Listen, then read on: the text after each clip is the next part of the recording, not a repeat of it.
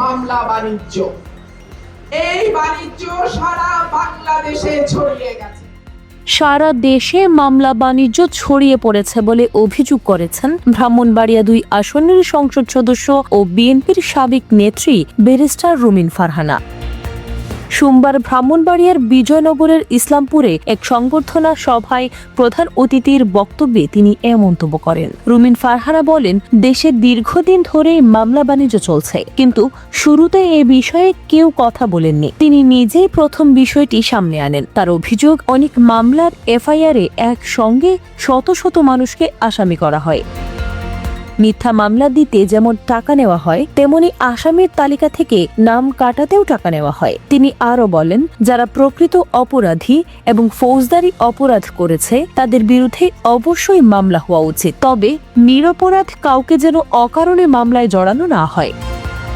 Police প্রশাসনের উদ্দেশ্যে তিনি বলেন, থানায় কোনো অভিযোগ এলে সেটি যাচাই বাছাই করে গ্রহণ করা উচিত। এ সময় তিনি তথাকথিত শো অ্যারেস্ট প্রথার সমালোচনা করে বলেন, একজন ব্যক্তি জামিনে মুক্তি পাওয়ার পর জেল গেটেই নতুন মামলায় আবার গ্রেপ্তার করা হচ্ছে, যার পরিণতি ভালো হবে না।